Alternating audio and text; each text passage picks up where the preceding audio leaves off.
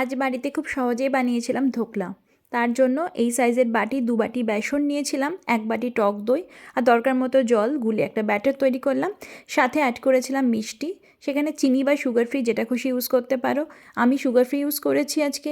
নুন দিতে হবে, আমি আজকে পিঙ্ক সল্ট অ্যাড করেছি, তোমরা যেটা ইউজ করো সেটাই করবে। আর একটুখানি হলুদ দিয়ে ভালো করে একটা ব্যাটার তৈরি করে সেটাকে অ্যাটলিস্ট 10 মিনিটের জন্য রেখে দেবে। তারপরে সেখানে হাফ টিস্পুনের মতো একটুখানি বেকিং পাউডার ইউজ করবে। পাশাপাশি একটা অ্যালুমিনিয়ামের বাটিতে একটুখানি হোয়াইট অয়েল ব্রাশ করে নিয়ে যে ব্যাটারটা রেডি করে রেখেছি সেই ব্যাটারটাকে হাফ বাটি ভরে দিতে হবে এবং এই স্টিমে বসিয়ে দিতে হবে 20 থেকে 25 মিনিটের জন্য। পাশাপাশি একটা সিরাপ বানাতে হবে, তার জন্য কড়াইতে সর্ষের তেল দেবে, তাতে দেবে সর্ষে, কালো সর্ষে, চেরা কাঁচা লঙ্কা, কারি পাতা, নুন, চিনি আর দিতে হবে একটুখানি তেঁতুলের পাল্প। বাড়িতে যে তেঁতুল যেটা থাকে সেটাকে একটুখানি জলে গুলে যে ঘন যে পাল্পটা তৈরি হবে সেটাই দেবে।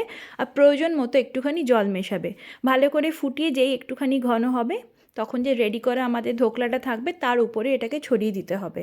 ব্যাস, জিনিসটা রেডি হয়ে যাবে। আমি এইভাবেই ধোকলাটা রেডি করেছিলাম, এটা খুব সফট হয়েছিল এবং খেতেও ভারী সুন্দর হয়েছিল।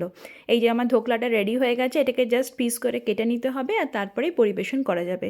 Thanks for watching my video.